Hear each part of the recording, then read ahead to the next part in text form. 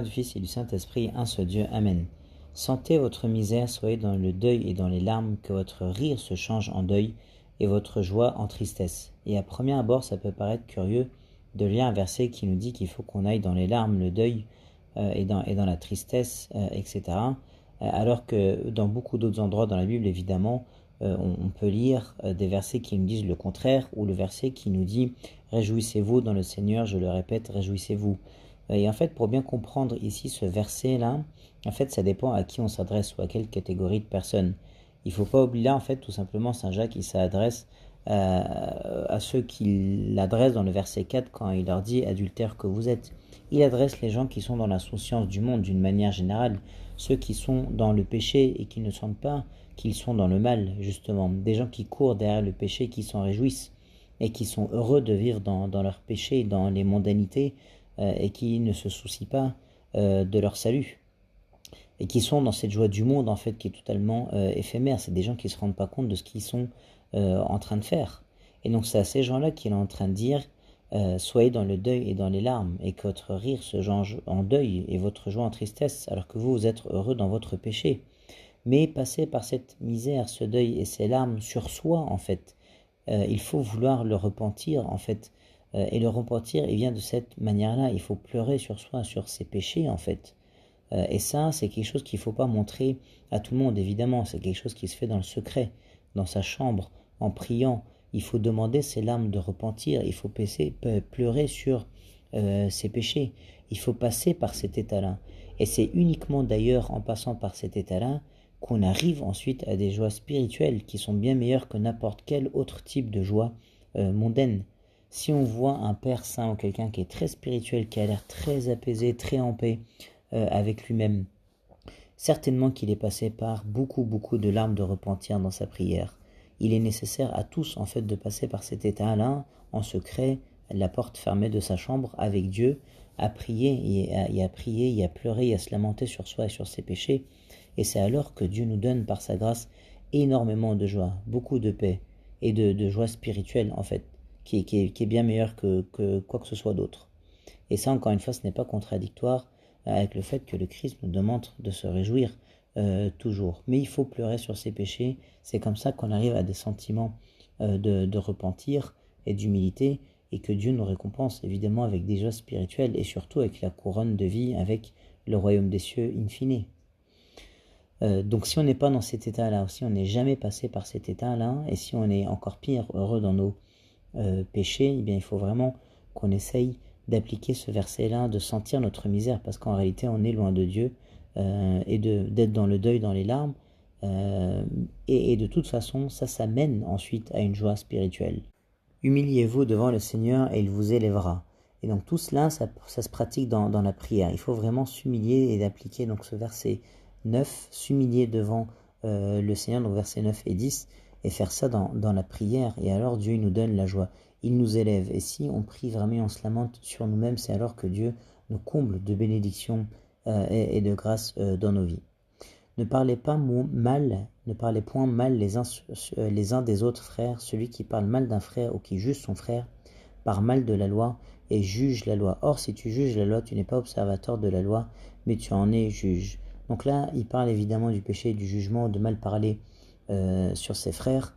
Évidemment, c'est extrêmement grave comme péché, parce que le fait de juger, c'est comme si on se mettait à la place de Dieu. C'est un manque d'amour, évidemment, et c'est comme si on disait à Dieu, mets-toi de côté, parce que en fait le jugement que tu fais, Dieu, il ne me satisfait pas, ou la justice de ta loi ne me satisfait pas, et donc moi je vais juger, moi je vais dire qu'un tel il est mauvais ou il ne respecte pas la loi, et je vais remplir moi-même ce rôle de juge. Et ça c'est extrêmement grave, bien sûr, parce qu'on se met à la place de Dieu. C'est extrêmement grave aussi parce que tout peut se retourner contre nous. La personne in fine qu'on est en train de juger, elle peut se repentir. Et au final, celui qui juge, il peut ne pas se repentir comme lui. Et au final, celui qui était mauvais d'apparence, c'est lui qui se retrouve être sauvé parce qu'il s'est repenti, et pas celui qui l'a jugé. C'est extrêmement mal aussi parce que c'est Dieu qui soigne les cœurs et qui connaît en fait ce qui est à l'intérieur des gens et dans le cœur des gens. Il y a plein d'autres versets qui parlent de ça. Il y a le verset qui est connu bien sûr, ne jugez pas afin de ne pas être jugé, on vous mesurera avec la mesure avec laquelle vous vous êtes servi. Regarde la poutre qui est dans ton œil d'abord, plutôt que de regarder la paille qui est dans l'œil de ton frère. Le fait de juger, ou le péché du jugement, en fait, est forcément lié au péché de l'orgueil. Parce que le péché de juger, c'est le fils ou la fille du péché de l'orgueil. Comme on dit, l'orgueilleux, il se croit meilleur, en fait, et il juge en conséquence autrui. Alors que l'humble, lui, il se juge lui-même. Et il y a l'histoire d'un moine, par exemple, on raconte cette histoire-là, un moine qui était dans le désert, qui n'avait rien fait de bien en étant moine dans son monastère. Il ne priait pas, il ne jeûnait pas, il ne faisait pas de service, il ne faisait absolument rien, mais il ne jugeait pas. Et à un moment, sur son lit de mort, il commence à voir, à mourir, il a une vision du Christ, et le Christ qui l'a accepté, parce que dans l'échange qu'il a eu avec le Christ, il lui a dit, certes, Jésus, j'ai pas jeûné, j'ai pas prié, j'ai rien fait de ce qu'il fallait faire en tant que moine, mais je n'ai jugé personne, et toi tu as dû ne juger pas afin de ne point être jugé. Et le Christ lui répond, tu n'as pas jugé, bien moi non plus, je ne te jugerai pas. Et donc, ça montre la beauté de ce verset-là et l'importance de ne pas juger, bien sûr. Il y a une autre histoire aussi qui nous montre l'importance de ne pas juger, c'est celle qui venait de commettre un adultère et que les gens avaient attrapé à l'époque du Christ. Et donc, elle allait se faire lapider et le Christ arrive et dit cette phrase connue et il dit ça à tout le monde. Il dit que celui qui n'a jamais commis de péché jette la première pierre. Et donc toutes les personnes sentant qu'évidemment le Christ était capable de révéler leur péché, et bah, toutes ces personnes-là sont parties une à une et personne évidemment n'a osé jeter la première pierre. Donc comment tu peux juger alors que toi-même tu fais plein de péchés, bien sûr. Et le Christ a répondu à la pécheresse en disant, moi non plus je ne te juge pas, va en paix et ne pêche plus. Le Christ lui-même il vient en nous disant, je ne suis pas venu pour juger le monde mais pour le sauver. Donc le Christ, il est humble et il est doux. Il vient pour nous sauver et pour être miséricordieux avec nous. Et nous, on juge le monde et on ne se rend pas compte de ce qu'on est en train de faire et de la gravité de ce péché-là. Un seul législateur et juge, c'est celui qui peut sauver et perdre. Mais toi, qui es-tu qui juge le prochain? À vous maintenant qui dites, aujourd'hui ou demain nous irons dans telle ville, nous y passerons une année, nous trafiquerons et nous gagnerons. Vous qui ne savez pas ce qui arrivera demain, car qu'est-ce que votre vie? Vous êtes une vapeur qui paraît pour un peu de temps et qui ensuite disparaît. Et donc là, en fait, le fait de prévoir longtemps à l'avance ou de faire des plans sur la comète, c'est pas bien, c'est bien et c'est pas bien. C'est pas bien si vraiment on s'appuie sur sa propre force en fait. Ou si on fait vraiment tous les plans en cherchant à faire beaucoup d'affaires par exemple, sans mettre en priorité Dieu dans nos vies en fait. Ou sans en fait y aller avec la volonté de Dieu. Et bien si on y va avec cette mentalité-là, ou un peu tout seul comme ça, ou sans chercher la volonté de Dieu, eh bien ce n'est pas bien. Mais ça peut être bien dans la condition d'appliquer en fait tous ces affaires qu'on prévoit, ou tous nos projets que l'on a, c'est évidemment très bien d'avoir tout ça. Si on fait ça en appliquant le verset 15 qui dit « Vous devriez dire au contraire si Dieu le veut.